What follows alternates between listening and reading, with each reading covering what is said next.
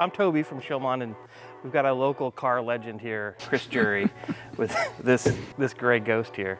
Tell me a little bit about it. Yeah, so thanks for inviting me along. Yeah, this is my 1968, affectionately known as mod rod. I say 1968, it's a 1968 912 chassis with a 71 2.2 E-spec flat six motor. Cool.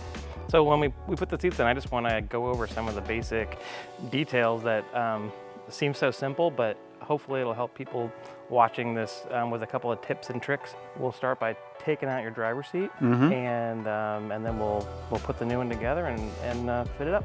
Sounds good. Cool.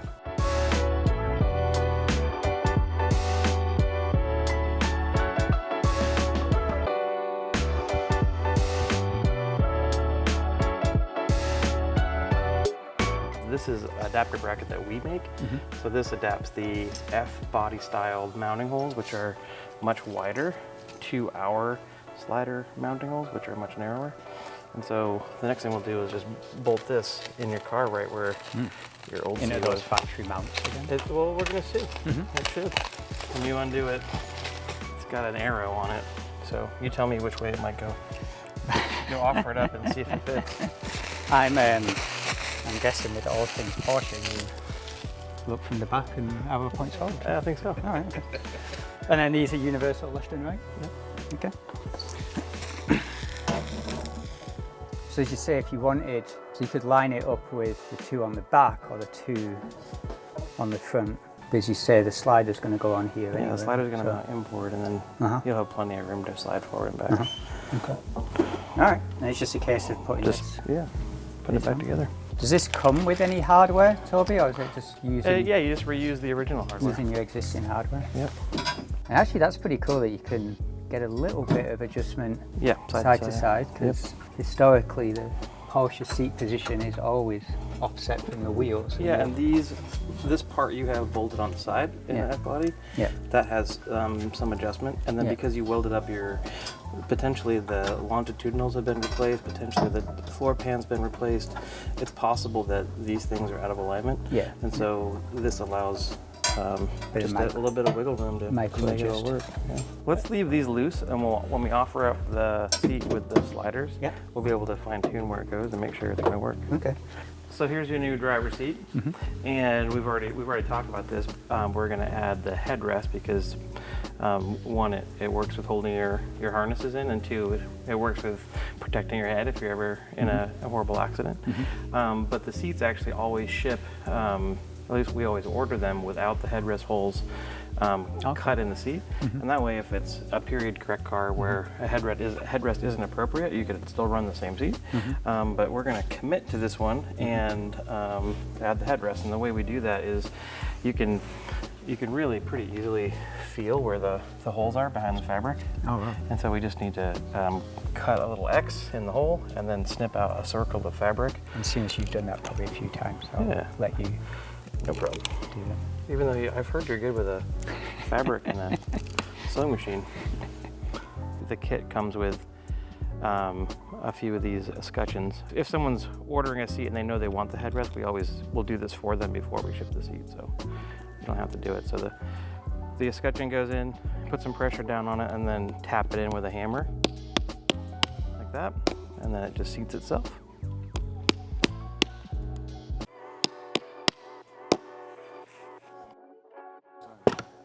Headrest in. Bosh. Ed? Earlier when we were looking at your seat belts, I was talking about how different years of F-bodies, lap strap and the receptacle are either mounted to the seat or they're mounted to the tub. And this seat actually has engineered hard points in the side of the seat.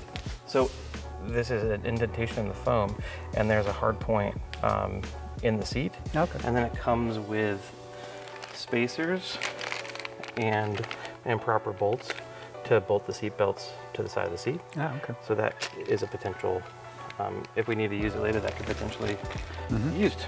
I want to explain that the height of this cushion is adjustable, so different people of different weights and different lengths legs prefer to have more thigh pressure than other people. And so it's really easy to adjust it. It's just the center cushion is Velcroed in. And then there's a piece of foam that's supplied.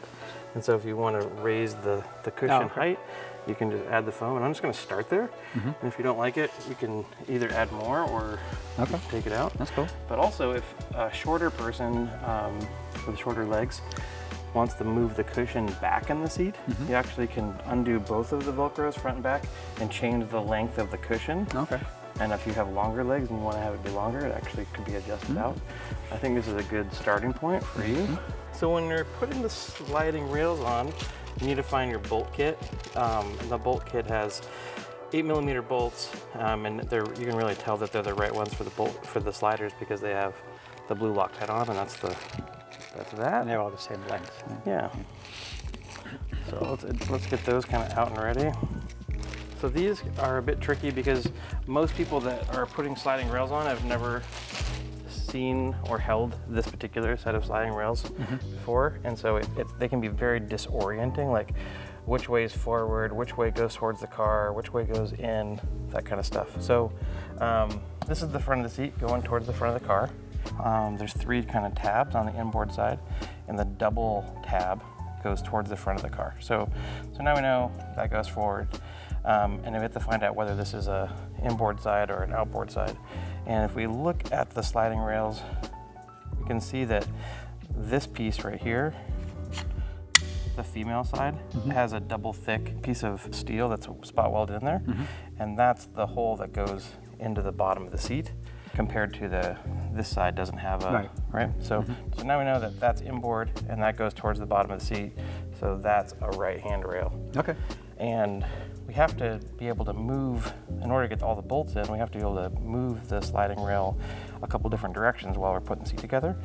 And the way that I found that's really easy and repeatable to do that is that there's a silver spring on the side, and that's attached to this part we were talking about with the tabs. And I just grab that with my thumb and squeeze it, and now you can move it one way or the other. Okay. And I like to start with the single hole at the front, and there's 2 holes at the back. So if we just start with a single hole at the front, then we can swing it out of the way to get the other holes in, and I'll do that in a second. Okay, so just a couple little tips is to slide the seat off the table so that we can extend the slider down, it doesn't hit the table. And then we're gonna start at the front, and we always start with a hand tool and make sure that they don't get cross-threaded. And you want to use a really high quality 5mm Allen wrench, because if we use one that doesn't fit quite right, if it's too loose, it could strip the hole. So you want to get that going? So that's your front. So double one. Yep, right there. Up top. My wife thought I was just coming over to sit around and drink coffee and watch Brian fit these things. No. No, that's not how it's going to be today. So what we want to do is tighten it up so that it's still able to move around. So we don't want to have it too tight, but we want to have it like close enough that when we slide this the other way, it can't hit the head. Yeah, it's probably about a little bit more. So how many threads are you wanting to show on a 2, 1.5? As long as you can just wobble it, that's good. So just right until you can't. Yeah, you want to make sure that or a little bit less. Slide okay, so you can still move it. So just with whenever you're bolting anything up that has multiple bolt holes, we want to get everything started before we tighten anything down. So we left that one loose. And then the reason I like doing the front one first is I can slide this way, and now I can just squeeze that, and I can push this the other way without using any special tools. And now we can do both of these. Use those doubles. I'm just going to make sure that once we get everything installed, we push this the other way and nip up the front too.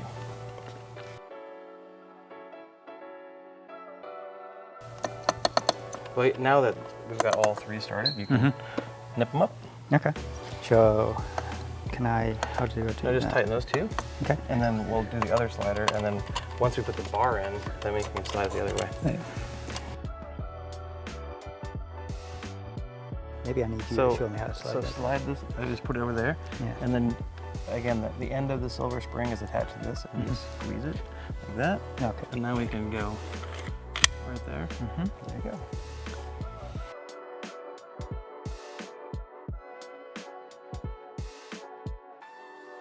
So now that those are, so you have all 4 of these tight, we need to install this. And there's a little trick that's really important. This isn't flat.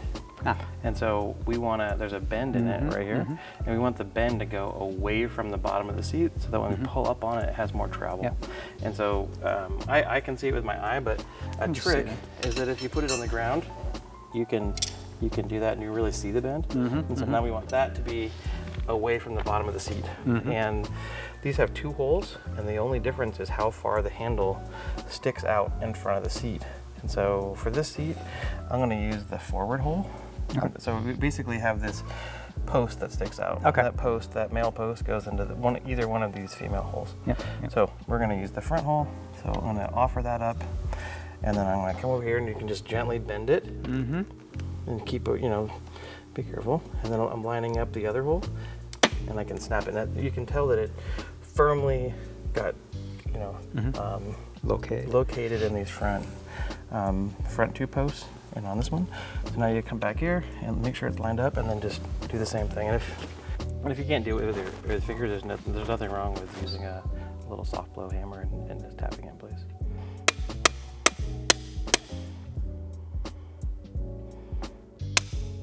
There it is. Yeah.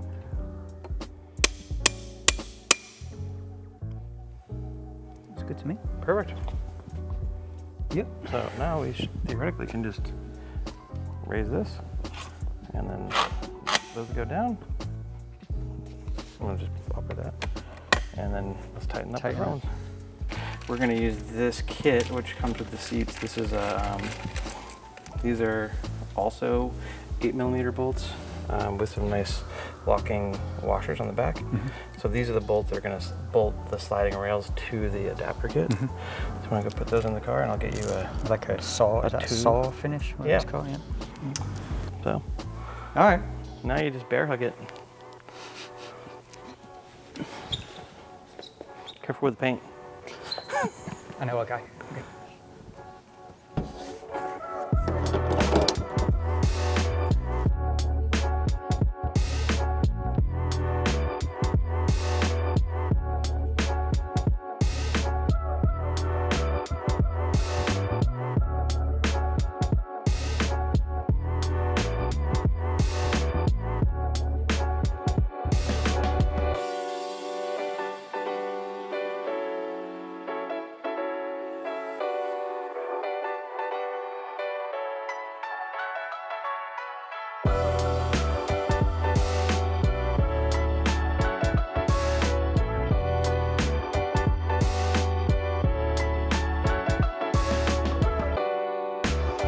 Is that in? You want to put your seat belts in, kind of make sure everything works. Fits.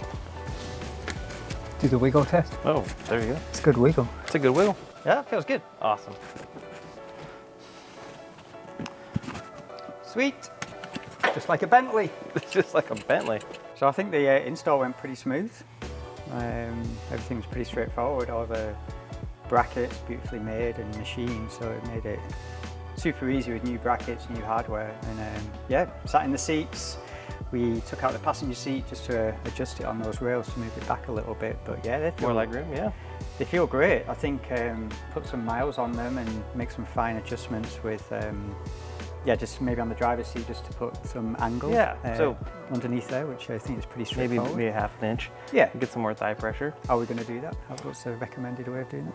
I would get some spacers, so like an aluminum spacer, okay. And then on those front 8mm bolts, in between the sliders and the adapter bracket, you can put the spacer. Okay. And maybe use a longer bolt. A little bit longer bolt. Yeah. We can have a play with that, but yeah, they feel great. There's good wiggle test in there. They've got good bolster support, even with these skinny hips. Yeah. But yeah, they feel really good, and I think they suit the car. It's got that mid-60s, late 60s R-style corduroy in there. It's the real deal. Yeah. Well, one quick thing I want to hit on is that the sliding rails have like a silicone grease, and it's inevitable that when you're putting the seats together, the sliders on, you might get a little bit of that grease on your hands, and that gets transferred onto the leatherette on the seats.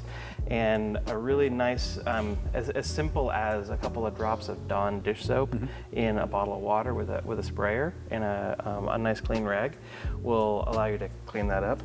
But it's important in the long run if you use the car a lot, which that's what they're for, your body's going to distribute salts and oils into the leatherette, and it's important to keep that clean. So depending on usage, you might wipe it down every 3 months with a clean rag and some soapy water. You have that nice matte finish when the leatherette's new, and you want to keep it like that. Other than that, this thing's ready for the canyons. Yeah, we'll see. We'll see. I mean, the seats are good. There's probably other things we need to do with it, but yeah, as long as the seats are good. It's not going to pass the tube anytime soon. Well, maybe it'll go back to Germany. Yeah. Well, Thanks, man. Thank you very much. No, great seeing you again. Really Thanks. appreciate it. Yeah.